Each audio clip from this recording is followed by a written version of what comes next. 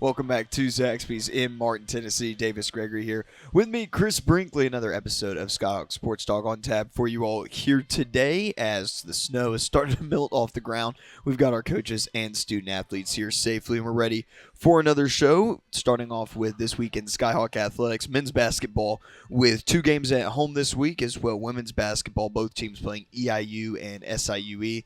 Game times for Thursday against the Panthers. It will be 5:30 for the women, 7:30 for the men. Both those on ESPN Plus and the Skyhawk Sports Network. And then SIUE will be in town on Saturday with the Cougars. The women's team tipping off at 1 p.m. and then the men's game tipping off at 3:30. Again, both those on ESPN Plus and the Skyhawk Sports Network. Rifle team in action on Saturday against UAB at home right here in Martin. And then track and field, their season opener delayed by a week due to the inclement weather. They've got the Vanderbilt Invitational this week, Friday to Saturday. So another fantastic week coming up in Skyhawk Athletics. Yeah, hopefully less snow, a little bit warmer. We'll talk to Coach Shulman about more snow again. And we're looking forward to everything that's about to happen and a big show here at Zaxby's. We'll go ahead and take a break. Keep it right here on Skyhawk Sports Talk. If I quit this season, I still be the greatest. Skyhawk Sports Talk podcast is brought to you by Weekly Ford Nissan. And we're back here, Skyhawk Sports Talk. Davis Gregory here with Chris Brinkley. Now joining us, head coach of the UT Martin men's basketball team, Jeremy Shulman. Skyhawks able to split on the road trip this past weekend with a win at Western Illinois, and then close loss to Lindenwood. Coach going to first Western Illinois, getting that win in overtime, 85-83, and down the stretch of that game. Gets to OT, but you guys find yet another way to win a basketball game. That was great. I mean, to go on the road against 2 such quality opponents as Western Illinois and Lindenwood, to split is great. Obviously, we wanted to, go 2-0 in that. But, we definitely have a type, which is getting up by double digits in the second half. And we have a type, which is letting that lead dwindle a little bit. And with the Western Illinois game, we were able to, get it to overtime and make some plays down the stretch in overtime. Really proud of our guys. Obviously, Terrence made that big shot, with the and one. Matija Zuzic had a big shot in that one as well. So, I mean, I think we're trending in the right direction, going to the Lindenwood game, and then we're just, unfortunately, not on the right side of things on that one. Yeah, 11-2 run, though, in that Western Illinois game to finish off OT. And Matija, his first game back, gets 10 of his 16 points after halftime. He was a real sharpshooter out there, and really on the week, he performed very well. Yeah, he was. He's a heck of a player. Obviously, we missed him against SEMO. I mean, he can really, really shoot it. He's such a leader for this team. He knows when to shoot, when to pass, when to beat a closeout. I thought he was so crucial for us in that Western Illinois game. It really was. And getting into Lindenwood here, they get a 3 with about 4 seconds left due to the Lions. Afan, though, we'll have him on later on the show. 14 off the bench for him, and I know he's been kind of nursing that injury to his hand, to his fingers. But for him to come off the bench and explode like that and also have some assists and make some good defensive plays, it was impressive to see. It was. I mean, you want to talk about a tough kid. I mean, this kid has a pretty substantial injury to his finger and is playing through it, and just a tough kid. And he's such an elite defender, but for him to fight through this pain and be able to produce offensively as well. Made some big shots down the stretch against Lindenwood. I mean, that left-handed layup, then obviously we call it Tennessee logo pull-up, which he hit to go up 5. I mean, he did enough things that, I thought we had, I thought he made enough plays for us to win that basketball game.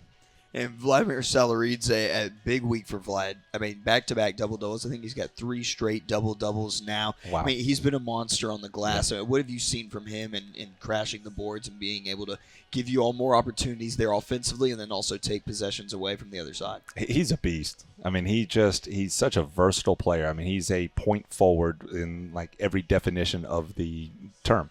He's been unbelievable rebounding. I think he may not be leading the OVC in rebound. I think he might be second right now, but he is he is so tough to keep off the glass on both ends of the rebounding spectrum. Can make plays for us with the ball in his hands, but as a screener, as using ball screens. I mean, he's just a mismatch nightmare for teams. And so he just is getting better. And he's got a ways to go. There's no doubt about it. He's got a ways to go. But, he just keeps getting better and better. What amazes me about him is that he doesn't do it quietly, but he does it on his terms. Yeah. So sometimes it's not as noticeable. And you look down at the stat sheet and you go, wow. But when you pay attention, and you mentioned it on our podcast a couple weeks ago, if you watch him away from the basketball, he's always the basketball IQ has him figuring out what to do, anticipating, I guess is the word. You're right. Anticipating is the perfect word for it. He's got that great feel of knowing where that ball is going to go on the boards. He uses his position so well. I mean, he's got a really strong lower body, and so he just knows how to use his body, use his position. He's got long arms as well. Offensively, I mean, he's getting better with it because he's got good natural feel, but, we're putting him in position to do stuff that he hasn't really ever done before, at least not since he was a high schooler. And so, he's just going to keep getting better, using anticipation and his feel for the game to get better. I also see him always talking to the coaching staff when he comes. Like he's almost like an assistant coach on the floor. What are you all talking about, I guess is the question. Yeah. Some of those I can't talk about on TV right now. But he's, I love Ladd. And one thing I love about him, he loves the program and he loves us. But, with that, sometimes he needs some feedback. He needs to be told – that he's doing a great job. He's one of those kids that he's not just going to always, he's not just always a confident kid, and he's definitely not an arrogant kid. Mm-hmm. So sometimes, you got to pat him on the back a little bit and say, listen, man, you're doing a phenomenal job. So some of those conversations are just that. Other times it's teaching, hey, maybe defensively you should have done this a little bit better. Offensively, hey, this is the read you need to make over here. But some of those are as simple as, hey, man, doing a great job. Yeah. And I don't know if all coaches do that now, and I think our young people need that now more than ever. Yeah, I think so. That's at least my belief. I don't know what other coaches do or what they don't do, but, I think it's important to pump them up and build them up because, to your point, even the ones that seem very cocky and arrogant sometimes, usually that's, psychological term. It's just they're projecting out something different than what's inside. And, they just – a lot of them, it's – I guess overcompensating is a better word for it. They're overcompensating for the lack of self-esteem that they actually have, so they have to look like they're being arrogant on the outside. Yeah. But a lot of people just need to pick me up. Well, that's more than basketball players. That's people in general. Yes. Sometimes. Yeah. No, I agree with that completely. When you were first getting into coaching, did you realize all of that? I don't think I did. I think it was just when I first got into it, I got into it so early. I thought it was all about set plays. Well, 16 was my first year coaching AAU. So, and how old were your players? They were 13, and I looked younger than them. So honestly, looking back, it's actually a little bit wild that I was entrusted by parents as a 16-year-old who looked 13 to coach and travel. How did you pull this off? I don't know. Yeah. I don't know. I actually don't know. But I was passionate. So one day you were 15 or you were 16 and you're thinking, okay, so I want to coach. Here's the backstory. What's the origin story? Yeah. Here's the backstory. And I hope my former AAU coach, who I'm still close with, is not listening to everything because I'm definitely not trying to throw anyone under the bus. But it's a great story.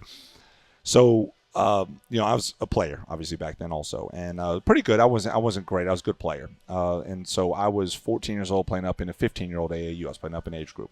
Back then, there weren't 1,000 AAU teams, so I was on a really good one, and we were competing at a very high level.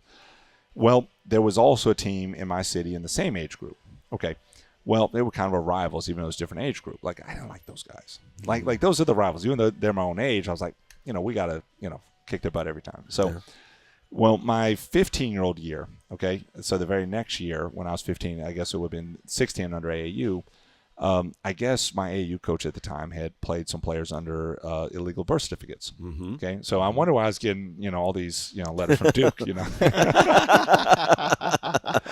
Coach K is. Yeah, I was like, whoa, what the heck? All right, they think I'm 6'9" for some reason, but and at the time I was 5'6", by the way, so I'm super short. So it's funny, I'm 6'9" now, but so. Unfortunately, got in trouble with him. He's an unbelievable guy. He's a great coach, but he got in trouble for it. So he was suspended the next year. So when I'm 16, the very next year, I was going to be playing, with him. And he was suspended. He couldn't coach. And so, I'm thinking, well, what am I going to do? And so the other AAU team that was my own age group was like, hey, let's go. Come on. Let's go. I was like I'm a 90s guy. I'm competitive. Yeah. So I'm a Jordan guy. I'm like, nah, y'all the enemy. I can't come. I can't join forces. Like, but you're coach, you don't have a team this year. Now, doesn't matter. I'd rather sit out than play for the enemy. Can't do it. I'm competitive. And so my passion has always been coaching ever since I was super, super young. And so that just gave me a chance that, you know what, I want to try to coach. And so I put together my own AAU team. Now, the following year after that, I got back to playing, AAU and obviously still playing high school ball. And then the very year after that, my senior year, when I'm 18, that's when I started the Mid-State Ballers Elite AAU program, which also brought me to all the West Tennessee guys. Yeah. So I started coaching technically at 16. My program really began when I was 18. Yeah. So you were having to fit in and be in these group meetings with adults who were 30 and 40 and 50 and 60. So What did you do to belong? Did you wear the suit and tie? Like, what did you do to make them think that you deserved this? I just, even though I looked super young, and I looked so young back then, and everyone thought I was obviously, people thought I was a player until, well, sometimes they still do, but even though I looked young, I tried to always carry myself a different way. Mm-hmm. And so I was kind of my mom would call me kind of an old soul. And so, I knew how to, when it became time to coach, it didn't matter that I was babyface, couldn't shave till I was 21 years old. I'm out here. I know something about that. Yeah, absolutely. Yes. So I'm out here, but, just acting so different. People just kind of accepted me right away. I was the youngest coach in Tennessee AAU history. I was the youngest coach in Tennessee AAU history, go to the state tournament. And, it's not about me, but it's just about the youth. It's just about who were the coaches that you had never met at the college level and the pro level that you admired, that you were, because you kind of were emulating them probably at that age because you didn't know what it was like to be a coach. It was so cool. And it still is, by the way. When I see these coaches that now I'm their peer at Division I level, and it's still like I see some of these coaches, I'm like, man. Who? So cool. Give us names. Well, I'm going to start when I was young. So one of the coolest ones, there was numerous ones that really made, there's little impacts here or there, but it's like Tubby Smith. Of course. He was at Kentucky at the time. Yeah. And so Tubby went and watched our team and was really impressed with our team. Okay, I met him very, very briefly. Okay, I think it was a couple weeks later we see him at the national tournament, and he comes and talks to me after at the national tournament, and he's not even recruiting any of our guys because, like, at that point we didn't have high major guys. We just had, our best player was a kid from Stratford who's going to be at our game on Tuesday. By the way, nice. So I'm very excited about that, and then and another guy who actually played football at Tennessee State, and so. We were just a scrappy underdog team, and that was the first year we had a West Tennessee guy, a kid out of Hardin County in Savannah. So anyways, Tubby Smith comes and sees us again, and I run into him, but this time I come up to him. I'm just like, hey, Coach, I was going, no, I know who you are. You're Jeremy. Yeah, I love your team in this. I'm like, Tubby Smith remembered my name. Yeah, like, he national champion coach from Kentucky. And he's not even recruiting our guys. It's not going to have 5 stars. And so stuff like that was really cool and just made a huge impact on me. Of course. And then you feel like you belong, and then now you've got a ton of experience. It is, and that level of kindness. There's not enough kindness in this world. We kind of talk about this at times on the show, but that level of kindness, you just never know when it makes an impact on somebody. Yeah, and so, I'm sure you've done the same. Thank you, Tubby Smith. You've done the same for others, I'm sure. Yes, I've definitely tried to. Definitely tried to. And so you never know what impact you make, but hopefully I've made it. That's a great origin story. The prodigy that is Coach Shulman. Did you play video games at the basketball games? Was there college basketball? So NBA Live? I was just never a big video game guy because I've got a very addictive personality. Like I'm all in whatever I do. So like as a coach, I'm addicted to coaching. I love it. I just want to be the best coach I could possibly be. As a father, I want to be the best father I could possibly be. So video games aren't always quite as productive. So I learned as a kid that I loved it. Like Zelda. And all those games. I would play for so many hours in a row on Zelda. Yeah. Addictive personality. It was your competitive nature. And absolutely. And so as I got a little bit older, I realized, you know what? Let me not be that guy that plays video games because I'll probably play for like 10 hours in a row. And so probably Coach K96 was the last video game I've ever played. Really? Yeah. And even that was pretty addictive. And I've got stories on that game as well. But I tell guys all the time, younger people, to approach life like a video game. It's in levels, and you're going to fail, and you're going to fail, but you keep going. And the games are designed where you can get a little better, but not easily, or you'll get bored. That's so true. they're challenging with adversity, but they're attainable. And in life, if you approach it like that, it's the same thing. And in sports, particularly. Well, I'm going to have to go back and play video games. We should play 2K. I'll never stop. I'll never get film done. We'll do it in the off season. Plus, and I tell our guys this too, so I'm too competitive now. I haven't played a video game since, I guess Coach K96 was in 96. Yeah. So it's been quite a long time. If I played now, I wouldn't be very good. Yeah.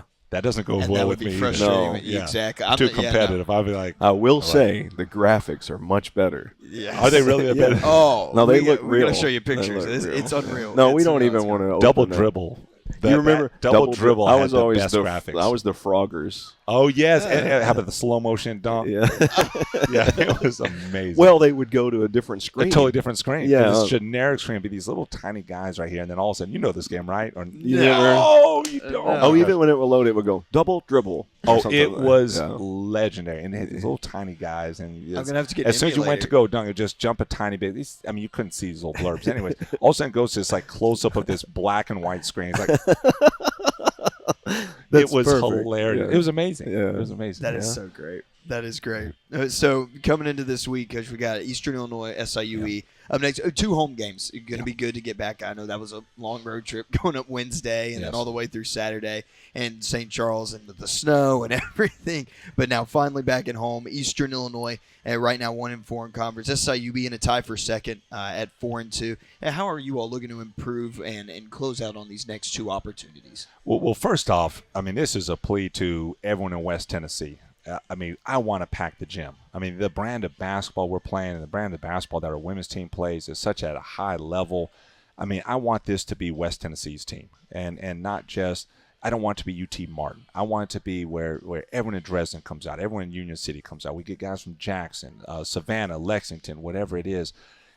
This is such an amazing just athletics program here, but an amazing basketball program here with men's and women's team.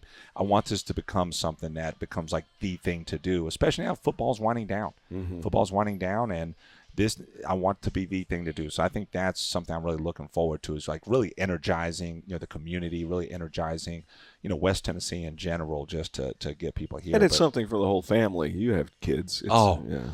Kids love it. Kids love it. So like my daughter, who's in kindergarten, has had a couple of classmates and their families come to games recently, and they'd never come to a game before. And they're not necessarily even big sports fans, and they come that, they don't want to miss a game anymore. Yeah. Because it's something the kids have fun, and they get to see it, and they get to see the players, and the players go into the stands after the game and thank everyone for coming. And I mean, I just think it's an unbelievable experience for the community and for families to come to. I agree. Well, you heard the man. Come on out Thursday, Saturday, UT Martin, Eastern Illinois, and SIUE. Coach, thanks so much for your time and good luck this week. Absolutely. Thank you, guys. We'll go ahead and take a break. When we come back, we'll have Afan Trnka from the UT Martin men's basketball team on with us here on Skyhawk Sports Talk. If I quit this season, I still be the greatest.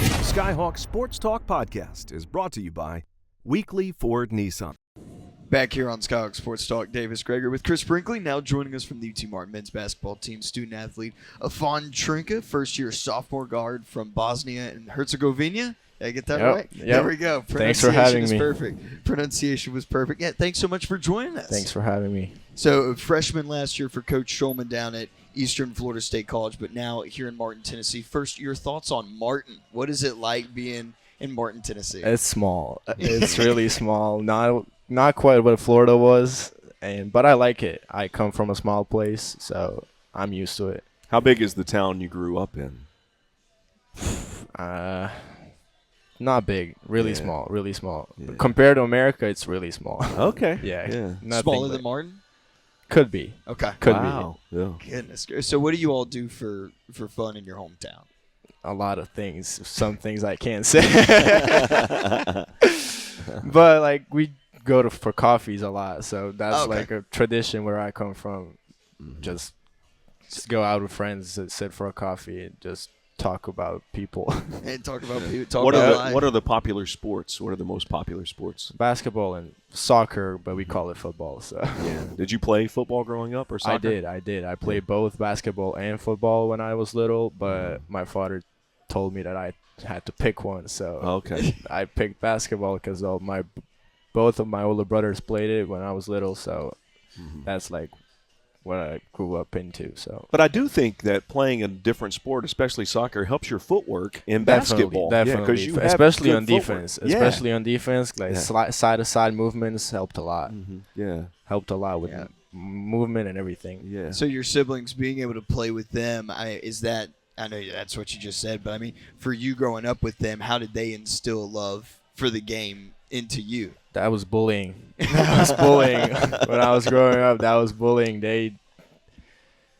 I got beat up a lot, especially on the basketball court. Yeah, so like it helped me a lot growing up playing with them, because they're older, 4 years and 8 years older than me, so they're more physical than me, and that helped me transition to like older generations and playing against older generations. So right now I'm used to physical contact. Are you the best athlete in the family? Definitely. By Okay, far. I want to make By sure far, that's good. by far. That's right. In football and also in basketball too. By far. Yeah, okay. In all sports. In Doesn't matter. every I single play sport. everything. In life. It doesn't matter. It I'm doesn't better matter. than them. Yeah. So mentioned that playing for Coach last year at Eastern Florida State, but played with Andrea Mattia and then also Carlos too Yep. last season. So how has that been? I know this is a pretty much brand new group with a lot of new players that Chris and I and the fans don't really know too much of, but you already had some chemistry built up. How has that helped?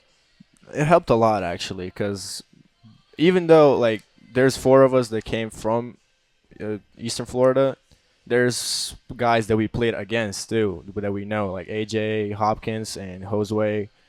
So like those are, and Vlad Celerite, who played already for Coach before. That's helped us like learn the system more, because they know what they played against, we know what we played with. So that's just helped a lot with the system in general. And us 4 helping the other guys like get the system quicker. So yeah. Right, like having an extended coach out there. No doubt. That's been a huge thing, and Coach just mentioned it about having Vlad on the floor. And for you coming from overseas, how was that recruiting process like? As Coach was trying to get you to come to Eastern Florida. Well, I didn't exactly come over from overseas, because I spent my last year in high school in LA. Okay. Yeah, so I spent my last year of high school there, and that's when Coach recruited me for it. And I was like, when I heard from Coach, it was like he really wanted me, and I really wanted to go to a place where I'm gonna feel wanted, and that's what he offered. That's what he offered me, so that's where I went. Yeah, And it turned out to be be pretty good. Yep. It's turning out to be pretty good. Los right Angeles basketball is pretty good, right? It is. It is. Yeah. It's really good. Even though I played it like in a lower division, but it was still tough. It was still tough. I'll work down the long run. So when did you realize then at some point in time, whether high school or whatever, that, okay, I can actually kind of play basketball at a high level? I figured that out when I was like 16. Really? Yeah, because I got called up for an under 18 national team, like gathering. I did not end up going, but I was there for the long list of players that were at the first practice, and I was 2 years younger than everybody. So that's when I was like, okay, like I can do it. And I played against them, and I was doing really good. And Coach really liked me, but like I was 16. I was short, skinny. Like he didn't want to bring a 16-year-old with him. So that's like when I figured out I can do this, but I really got to work on my body first, because I'm a small guy, and basketball is turning into a sport where usually 6'5" and above players.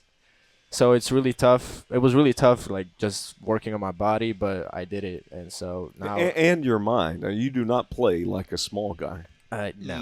I mean, That comes from my brothers. That's like just from playing against older guys, you get used to like getting beat up down there and under the basket. So just like I'm used to it. Yeah. I don't. But really, I mean, and we've seen it with you. You can be a small guy and be more physical than a 7-footer. Yeah. I mean, like you really can, and that can make a difference. Well, that that's was the the Lindenwood mentality. game. That's Yeah. the mentality. With Trnka, who's like 7 feet tall, playing for Lindenwood, and I see you on him, and then double team comes in, you poke the ball out, and it's like, oh goodness, it doesn't matter it doesn't matter who's matched up on Afan. Yeah, that's mentality, y'all. That's got him locked up. I don't care how big you are.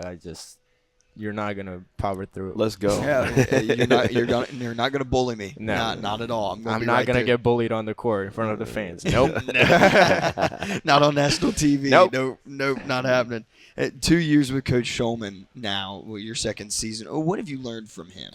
I learned a lot. I grew a lot as a person and as a player too.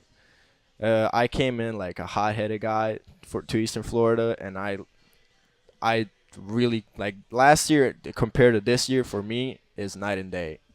I learned so much in just 1 year with him last year, and thank him first of all for like helping me go through and fix my brain first of all, and so I learned a lot from him, and he helped me a lot realize what my strengths are on the court and as a person, and he's starting to believe me more as a leader and as his point guard, and which I'm thankful for. And I got provided an opportunity to start, but I got an injury, so that's a little bit held back. So, Right. But you're still showing your toughness playing through that injury, though. Yeah, I got asked if I wanted to play because I broke my finger against Little Rock, and we had a game 2 days after against SEMO, and I didn't practice the day after the game. I went to do an MRI and everything, and it turned out I had a broken finger. But at the walkthrough the morning of the game, I was like, I'm gonna try and dribble with my left, trying to play. And he still asked me, do I want to start? And I was like, no, I think Cortillo's more ready than me, and he's gonna step up. But if you need me, I'm there. And turned out I was on the court for the last possession of the game to get a stop. So. Yeah. Which we did, thankfully. Yeah. We won the game. What do you think about all these close games? My goodness. I hate it. Yeah. I hate it. Okay. But I hate it. We were winning every game by like 8-9 points in the second half, and then I don't know what happens. Just lack of focus. I don't know. That's something we got to work on, and we are trying really hard to work on as a team. And I know coaches, but like us are like in the locker room, we were trying to figure it out too. Yeah. But I don't think I've ever followed a team where every game comes down to the last 30 seconds. We had one game against Southern Indiana, and that was it. Yeah, that's right. That's right. That felt like a really good break. From Let me ask you this. That was one, and Davis and I both said that, the Southern Indiana game, the first half was maybe the greatest offensive first half I've ever seen in college basketball. For you as a player, where did it rank against? That was probably the agree? best half I had in my career too. Yeah. I mean, even though I haven't scored, but like the whole team, the energy was so like on another level. It was something else. Yeah, and then I went back and watched it again on ESPN Plus and had the same feeling, like, wow. Yeah, we were just making shots. I mean, TG with 26 yeah, in and the first Josue TG too. Just combined for like 40-something in the first half. It was insane. It was and the defensive display that we put out, that's something we pride ourselves, and that's something we went away a little bit the last two games. The defensive part, which is what we're going to try and get back to, because I think that's the most important part of our team. Yeah. And we went away a little bit from that, so we got to put it back But you're right. I mean, how many points was it? 52 to 15? It was 52-15. Yep. Okay, the 52 points is amazing, but holding a team to 15 points in 20 minutes of basketball is unbelievable. And even against Little Rock and SEMO, we held them like at 50 and 60 points. Yeah. And the last two games, that's where the margin is. Like we can't win games and concede 80-something points. So that's the way college. You sound like a coach. I heard that one before. Coach Shulman just nodded his head over there. I heard that one before. So Chris just touched on it though. There have been some tough losses throughout this season so far, but I mean you all have shown, and let me tell you, it's early. It's still early in the conference schedule too, and so you all can compete with anybody though in this conference. That's what we figured out too. You've shown that. Yeah. I mean, it is very evident. And how do you all approach the rest of this season? Because again, I think coming into the conference season, a lot of people didn't know much about UT Martin or anything at all. We got ranked and second to last. You all came out here and said, "Okay, y'all want to put us second to last? We can play with anybody." Yeah, I mean, even though after all these tough losses we had, even like 3 games losses by 1, that's something that I never heard of before. Mm-hmm. We have in our locker room is really healthy. Yeah. Like our team is really strong still. Like no heads are down, everybody's together, and that's something like I'm really not surprised. I'm glad it happened. Yeah. Because we're trying to build that like connectedness, and we did it. So like none of the heads are down. The locker room is healthy, and we're just ready for every game to win. We'll get ready to go out there and compete. That's what we do, and just win every game. It shows. Yeah, we don't feel like nobody's better than us, even though they got ranked better than us, but we don't feel that way. I love it. It's the Martin mentality. That's exactly what it is. You're becoming the Martin Balkan mentality. It's the Balkan mentality. You're becoming Martin Made, Afan. Here we go. It's your journey to be Martin Made. Yep. It starts right here. I love it. Love it so much. Well, man, thanks so much for coming on with us. Hey, good luck this week. Thank you very much. We'll go ahead and take a break. When we come back, we'll have Jasmine Newsome of the UT Martin women's basketball team join us here on Skyhawk Sports Talk. If I quit this season, I still be the greatest. Skyhawk Sports Talk podcast is brought to you by Weekly Ford Nissan. Welcome back to Skyhawk Sports Talk. Davis Gregory here with Chris Brinkley. Now joining us, UT Martin Associate Head Coach of the women's basketball team, Jasmine Newsome. Skyhawks splitting the week on the road on a very long road trip to Western Illinois and Lindenwood. Jazz, thanks so much for coming on with us today. Thank you guys for having me. Yeah, we had Gardner on last week. Yeah. We're just kidding. I know. Coach McMillan off the show. I know. That's He what might it is. as well. He knows what he's doing. Yeah. He just texted me at 12:15 and said, "Don't forget the podcast." And I Oh, was like, that's hilarious. I would be late. If you Yeah, I'm already here. Yeah. What are you This talking is about? so fun for me, though, because I remember 18-year-old Jasmine coming from Millington to UT Martin, the freshman who wouldn't speak Oh, and who no. was stoic. And Nah. if you would have told me that years later Jasmine would have as much charisma as Heather and be a coach and be on the air and just be this great quotable person, I Yeah. never would have believed it. I would have never believed it either. Yeah. What happened? I don't know. I don't know. I think I just love being around the sport still. I love watching the girls grow, especially from their freshman year to their sophomore year. That's the part of the most exciting time for me. I just love being around it. Nora Clark is the perfect example. Like, I love that kid. Yeah. Where she came in last year, she was a baby, and like now, like this weekend, like you're like, okay, like, and I just love it. Like, so that's the part. Butler don't have any patience. No, Like, that's right. She That's wants the right. players to be like her. Yeah. That is so. Well, this is what it goes back to. Here's my origin story. My son, Coach McMillan, would let some of the younger boys go to the basketball camps that they would have. Yeah. When Jasmine was a player, was going to the basketball camp, and I don't know, he was 8, 9, 10 years old, whatever. You were a college player. He came home one day, and I asked him how it was going, and he was scared of you. Yeah, and I everybody was. said, Grayson, she doesn't even talk.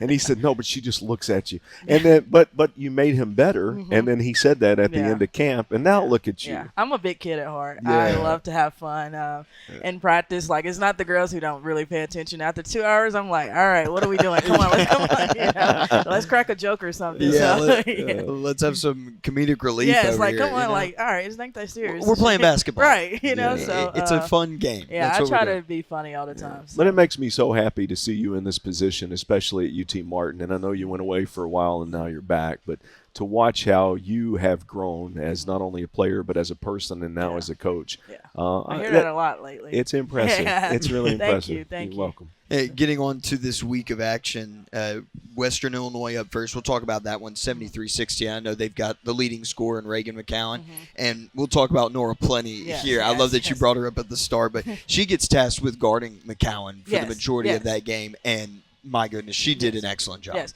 and we chose Nora. It was actually Maddie who recommended it. Try to keep Anae out of foul trouble a little bit because it's crazy because I recruited Reagan to SEMO. Oh. So I know her very well. But, Nora's mean and she's tough, and she's not going to let somebody bully her or do anything like that. You score on her once. When she fouls you, she fouls you. It's not a soft foul. It's almost intentional. I tell her all the time. But I think she accepted the challenge. And for me, Nora is the key to our season. Obviously, we need to get Kinley and Anea going at the same time. But Nora is a big piece of what we do. Even last year when she went down, like that was a big blow for us. That almost was like, I don't know if we can win it without Nora.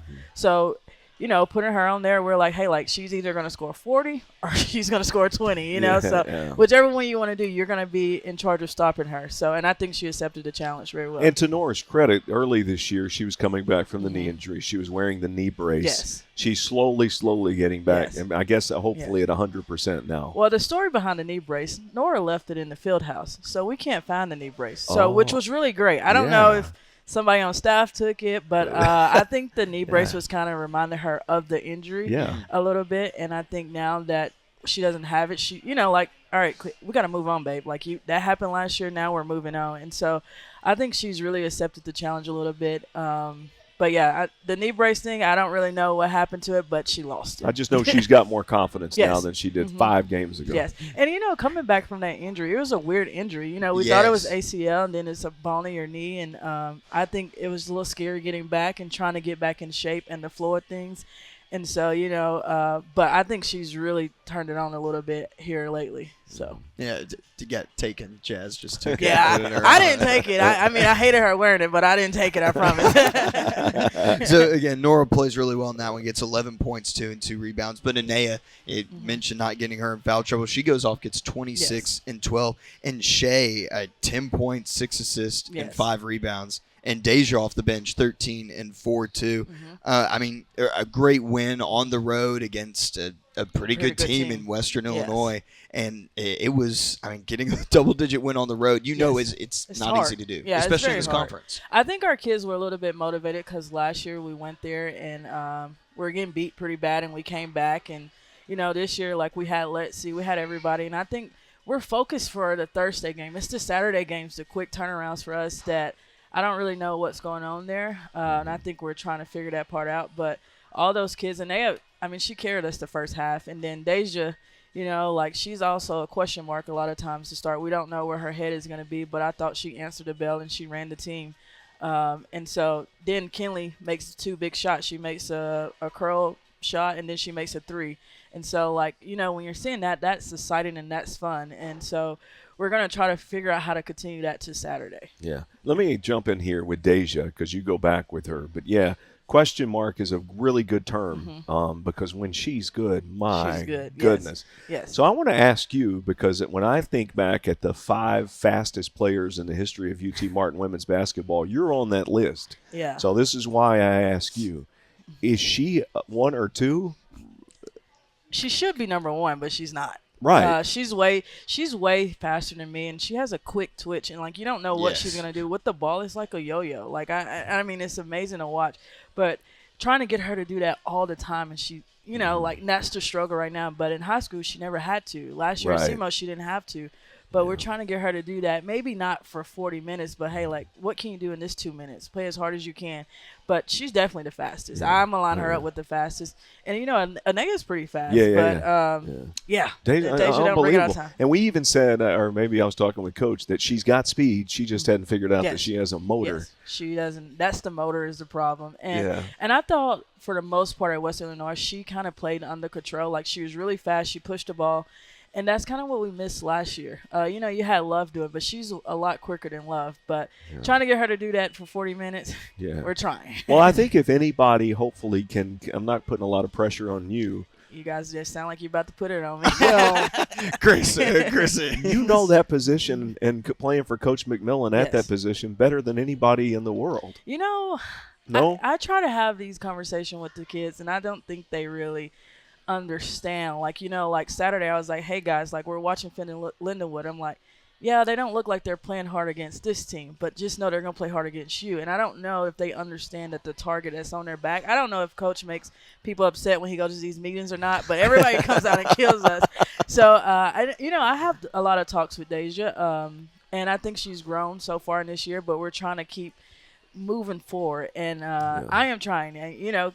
Her and Coach are working on their stuff, and I'm like, that's all you got to do. But really good kid, and her and Nora are pretty much the key to our season because they're hard to guard. Yes. So we'll figure it out hopefully. Yeah, and it's Give up me to next Deja. year though. Give me to next year for sure. No, it's not. I'm not putting the pressure on you, but it's up to Deja. I mean, once she figures it out. And I think she wants to do it, but again, when you haven't had somebody on you all the time want you to do it, we try to make her understand we're pushing you because we have your back. And not saying that the other people before didn't have your back, but we're not going to let you fail. And I think at first it was scary. Now she's starting to see it. Everything we were saying in practice, she's like, oh, that's why he did this. Oh, that's why he's doing that. And so she's responding very well. But we got to get it. 40 Did it ever minutes. click for you when you were a player? Was it in that first season or? Yes, it was 6 months into it. Yeah. Yeah, it was. We butted heads. Yeah. Coach liked to say he won. I think we just was both tired of It was a fighting. draw. We were tired of fighting. So. Because you were tough. Yeah. And you were strong-minded and still are. Yeah, and the thing with Deja, just like me, is when you're in high school, people couldn't guard you one way, so you don't learn anything. And you're like, well, it's worked for 4 years, and you're not now we're like, it's easy to get in your head, so we got that under control. It's easy for people to take charges on you, so we're figuring things out as we go. It's just she has a list of 20 things, and we probably knocked off only 5. Well said. Yeah. Yeah. There's progress. There's Yes. progress. That's the big thing. Lindenwood, a tremendous team, though. I mean, they're a really good Yeah. team. They're on a roll right now. Shea goes and gets 22 in that game. Nora 17, and then Kinley with 13. But I want to talk about Nora in that game offensively. I know we just touched on defense, but when she rises up It's and hits beautiful. those shots, Oh my it's It's a amazing. rhythm. It's Yes. so smooth. And last year, I kept saying it whenever Chris and I would call the games, is when she gets to the baseline and rises up, there's no one that can defend that There's shot. no one that can defend her, and what we've been really blessed with is they're putting wing players on her, and so we're taking advantage of that. And I think she answered the bell for us at Lindenwood. Like, we would have been down big at halftime if she wouldn't have stepped up. And just because of the way they were playing Anaya, and like I told Anaya before the game, like, you think they're going to let you get 26 points? You just scored this the other night. They're not going to let you do that, so somebody else is going to answer. And hopefully I was hoping that Anaya would get 10 to 12 points. And so Nora was really big for us. Shay is really big for us. Every time I say, I don't know if we can drive by somebody, here goes Shay with her head down and driving. And so her mom is funny in the stands because when she got hit in the head, we all kind of like hold our breath a little bit. And her mom kept saying for the whole first quarter, she got fouled, she got hit in the head. Shay looked over her mom and rolled her eyes like, they're not going to call it no more. So, but Shay is really big for us, and I think she's taking advantage of getting to the rim. It's just we got to get Kinley and Anaya going. Yeah. And no talking doubt. about Kinley, there's been some shooting woes, but looking at the stat sheet, I mean, she made up for it on other areas on the floor, on Yes. defensive rebounding, and then also assists. Yeah, and for us, if other teams are still going to focus on her because of what she did last year, you are going to have Nora and Shay to step up and make good stuff because I think they can do it. They can carry our team too. But again, she is rebounding. Like, she's on the floor and she may not be making, but I think against Western Illinois, she had 8 rebounds or something like that. Yeah. So she's doing some things and she's talking to her teammates, and she never gets her head down. She never holds her head down. So, but we just got to get her and Anaya both back together on the same role, being consistent, So, but right now I love Shay and Nora carrying us. Yeah, no doubt. I think one thing, though, Coach talked to Chris about this. We did have a little bit of unity with the Star Spangled Banner Oh my on God, the bus at Western Illinois. Tell us your point of view of that story. I don't really know. I think maybe Abby started it under her breath, and then the girls just kind of like started like singing it out loud, and I really think they were doing it to get on Coach nerves and drive him crazy. But they did it, and like what we love is like they were doing something together, and we haven't had that all year. Like, usually when you get done eating, you're rowdy. You're supposed to be loud. I was always loud on the bus after dinner because you've been starving all day and now you eat. So, but yeah, I don't think they really know the words very well. But they We sing it before every game. no, they were singing it, so it was really fun and cool for them to do that. And so I think we're getting closer as a team, and that's kind of what you need to do. Like, you guys have to figure out how to do it together. You should have fun with your teammates on the road. You should do things to get on Coach's nerves. I do things all the time to get on his nerves, So. What's the number one thing you do to get on Coach McMillan's nerves? Well, back in June, I suggested some plays, and now we're running those plays. So now every time we score in practice, I'll call the play name. Hey, look, guys, I said June 1st do this, and now we're doing it. So that's kind of what I do. So. And he just has to stand there. Yeah, he just looks at me like, all right, whatever. Next play. So Who's the funniest person on the team? Who's the most humorous person? probably Deja. Really? Deja Yeah. is pretty funny. Yeah, I'm going to give Deja number one. She's the most funniest. The person that probably does the most funny stuff in practice, they all do, because Yeah. they all do something bad. You laugh at the next person. So, They've all got something that happens. And you're just like, yeah. what are you doing? Yeah, so Deja's pretty funny. But yeah, overall, they'll do stuff funny. They'll do crazy things, and that's what you're supposed to do at a team. Like, that's how you really get to know each other. And so, like, I know in the way that West Illinois, we made them play Uno and cards for an hour, and they were loud. I looked at coach and was like, we going to keep this up for an hour? Like, golly. Yeah. I feel like they were just laughing and yelling for no reason. So, but it was great. It was great. If y'all get Skippo, I'll come play Skippo. Yeah, I don't I think do they love know what Skippo. that is. They were playing. Stacy has these big Uno cards, and we were playing with that. So, everybody was playing something. They have this game where they go around and say like something that's on in Martin, and so you have to name something starting with the letter. And so that's kind of funny to hear them say because their minds are. I'm like, I would have never thought of that. So, but it was great. It was great. But for an hour and a half, they were loud. Yeah. No, that's good. It is what brings you together. And the key, good teams are always relaxed and having fun, yet very focused. And that's, you know, like I tell the girls all the time, like, you have to figure out what's going to get you ready to play. And that's been the thing with Kinley as our leader. Like, okay, like now you got to get everybody else ready to play. And, you know, our freshmen, even the kids that's new to our team, they don't know how to do that. So they don't know when coach is in his game mode. It's easy to tell when he's in his game, you know, like, and so they're trying to figure that part out. And sometimes, like I told them this road trip, well, Maddie looked at me. She was like, I feel like you was a jokester before the game. I was like, it actually was Butler. Butler had to dance and do whatever. I said, I just sat there and laughed because, one, I can't dance. But, you know, like, it was really Butler. And I was like, and she's like, oh, that's shocking. I was like, yeah. But I was like, I didn't mind Butler doing that. You know, like, I can sit there and laugh and do whatever, but we knew when the ball went up, it was time to play. And our girls have to figure that out. And so watching them figure that out, it's funny because Nora was looking really serious and Deja was looking serious against Western Illinois, and Stacy's like, are they focused? And I was like, I don't know.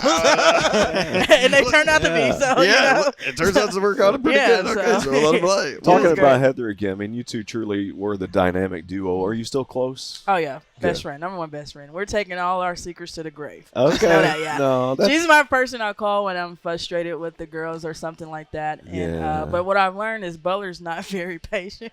She wants the players to be just like how she was, and I'm like, yeah, that's never gonna happen. So we talk. We don't talk every day. We don't even have to talk every week, but we're very much pretty close. And what's great, I may have this wrong, but in high school, you two didn't like each other.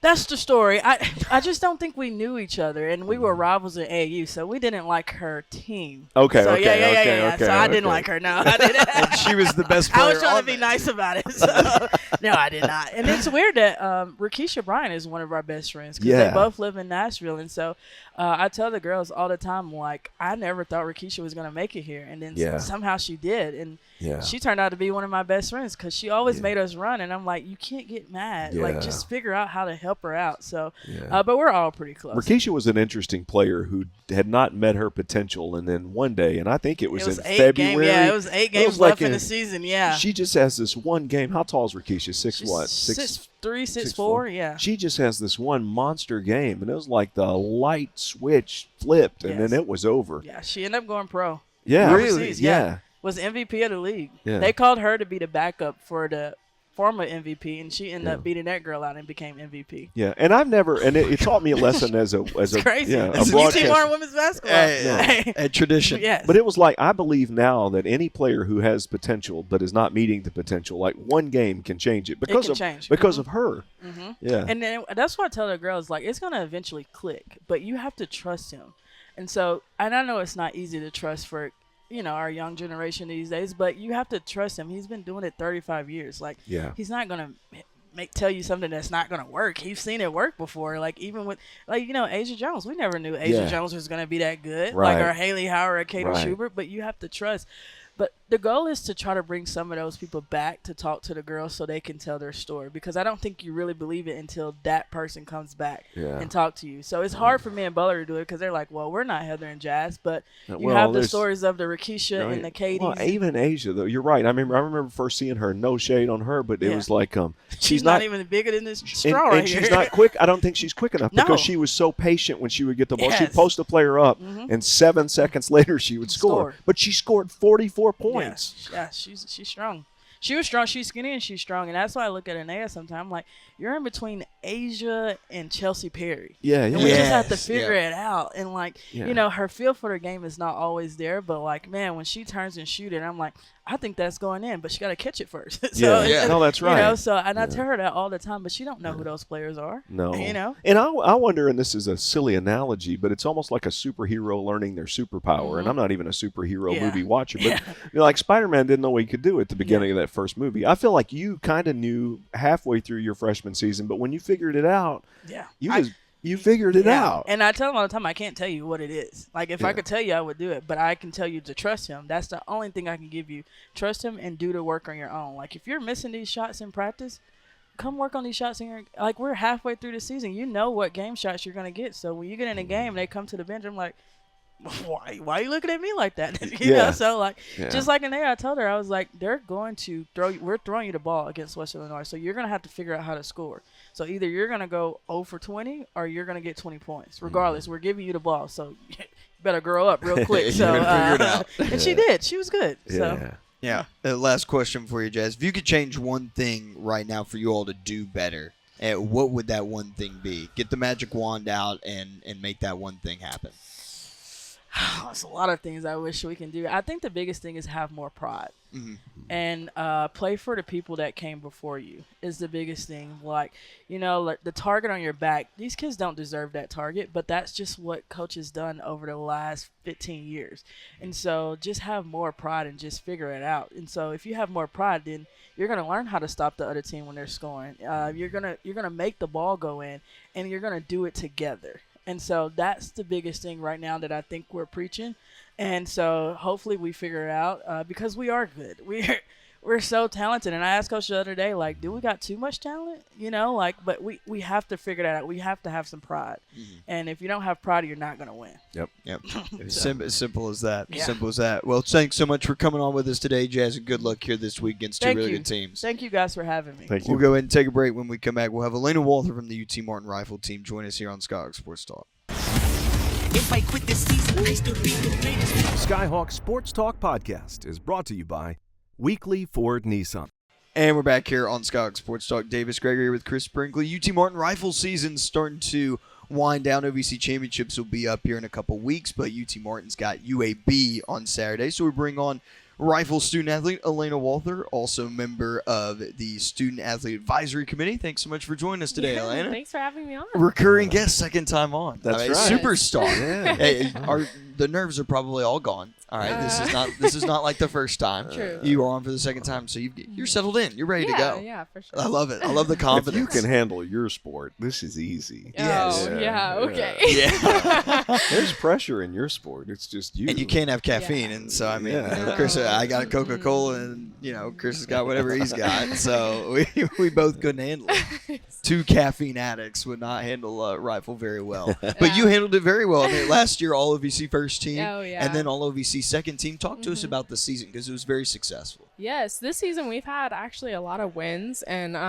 more than usual anyways, and UAB should be another win for us, hopefully.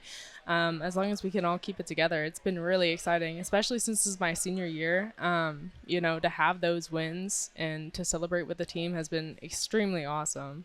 Yeah, and you were part of that foundation, I guess, in your freshman year, and then now you're seeing it all come together. How nice is that to see as a person that came here and then maybe didn't see so many of the wins, but now you're seeing them, it's like, oh, shoot, like, we're actually all right. Yeah, it is awesome. She signed so many good freshmen this year, and I am so grateful for that. I mean, everybody on the team is great, but it's like everybody at the same time just had this big upbringing of, like, just finding – where to shoot, when to shoot, and how to shoot, and it just came together so perfectly. And I'm honestly sad to leave the team now that we're like doing so awesome. I'm like, dang, it's too bad it's my senior year. I wonder if I got another year left in me. Let's just go ahead and check that. But no, I mean, we were just talking with Jasmine Newsome of women's basketball about chemistry and team chemistry, and it sounds like you all have just a ton of fun together, and your chemistry is really good right now. Oh yeah, it's really fun having a mixed team, having boys and girls, because like usually the girls are pretty laid back, but the guys always have something to say, and they're so hilarious, and it really brings a good dynamic. Oh, and we talked to Jesse. I mean, when you have Jesse, I mean, it's probably like, all right, here we go. Yes, he is hilarious. Yeah, always talking, which we loved. It was great having him on. So let's talk about here your work with the Student Athlete Advisory Committee. What all do you all have coming up here this semester that you all want people to know about? Well, we always go down to a school. I think we went to Dyersburg last year, and we basically just go and encourage them. We read books to them and tell them, college is important, good grades is important, and I always love doing that because I love working with kids. My degree will be in agricultural engineering, but I'm getting a master's in education. Oh, good. So, that's something that I absolutely love. Yeah, Who was that's that great. person in your life that was a non-family member when you were younger that was kind of a role model that taught you what you're teaching these kids in school? Probably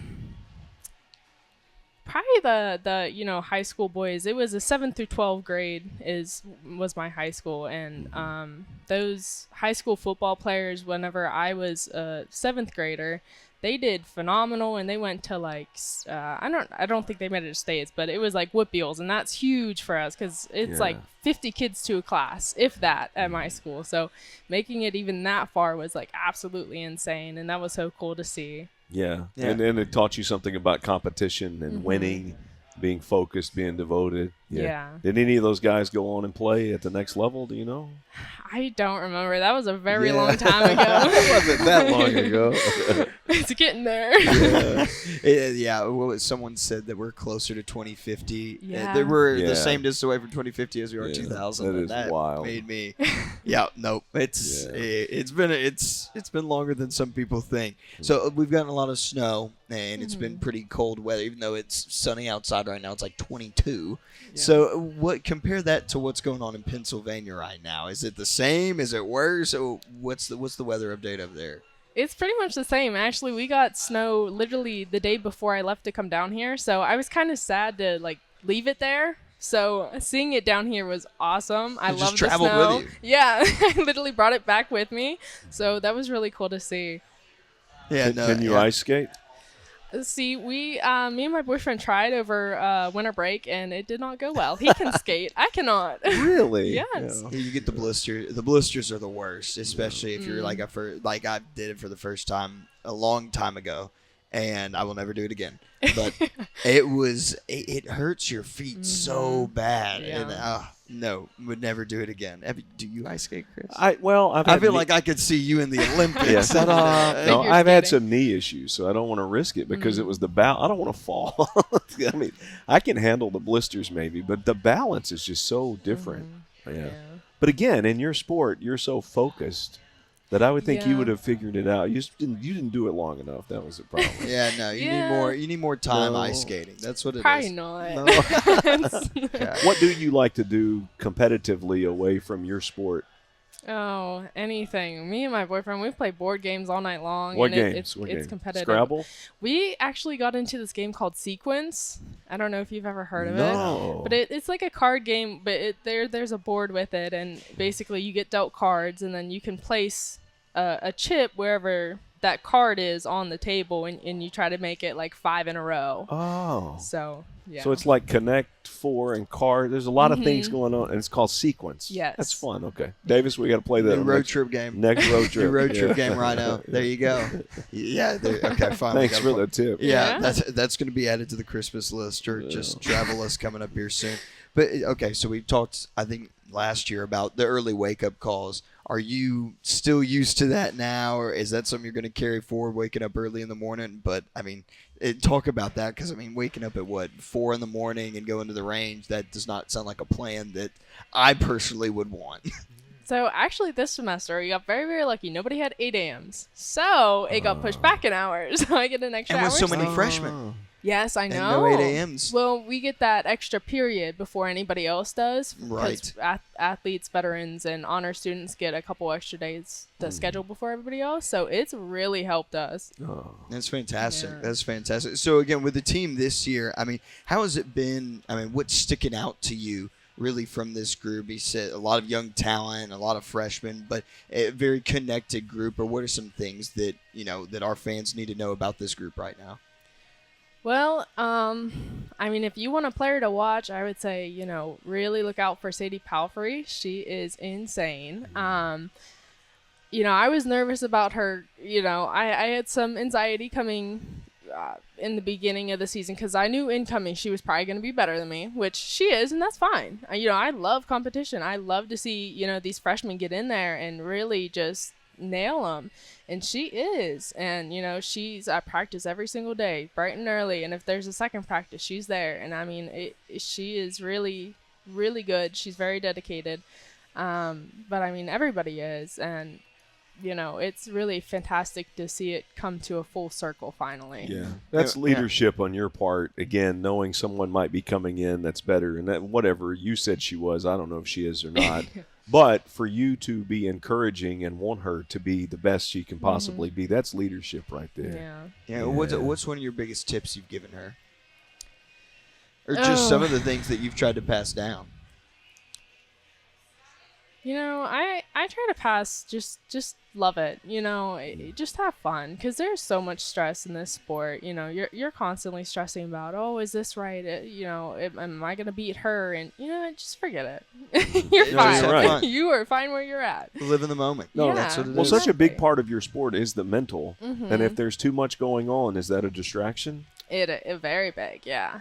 And I think that's maybe like why they play music at matches, like overhead speakers. You play music, and I think that's something that's really helped me, is just when I'm in my I didn't head. realize. Have they always done that? Mhm. Okay. Well, since I've been in college, yeah. My dad he shot college, and he doesn't like it. Yeah. I shoot in an old timers league when I go home. Yeah. And they don't like it. They don't like the music. Well, see, we always talk about in basketball, at Mm-hmm. the free throw line, if the home team is shooting, the crowd gets quiet, and that's worse than the noise. Mm-hmm. Davis calls it the loneliest place on earth is the free throw Yeah. line. It is. And when you get and someone gets technical and you're shooting those free throws and nobody's there, I just pull somebody over like, hey, you're staying right there, and I'm just gonna talk to you as I shoot these real quick. But you're okay with the music and the surround, and, and its bottom line is for you to just focus. Yeah. I like the music. It sometimes I'll look back at coach and she'll give me a thumbs up or a wave and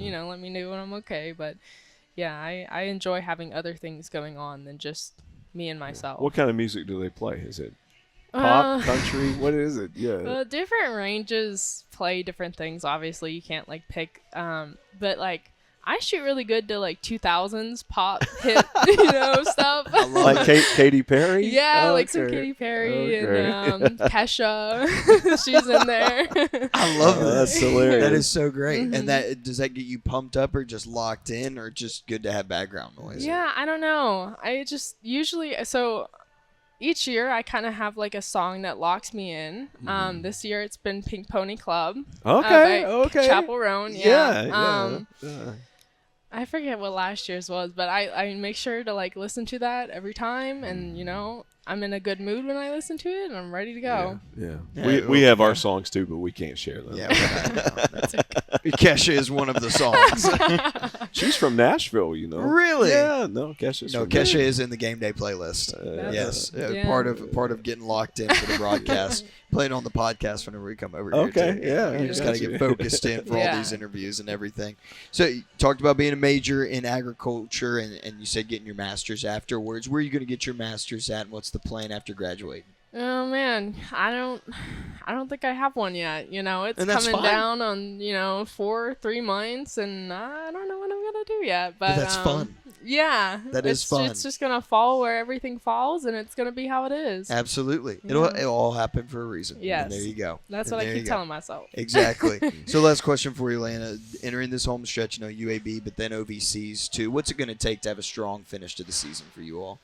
I think everybody's just gonna have to stay focused.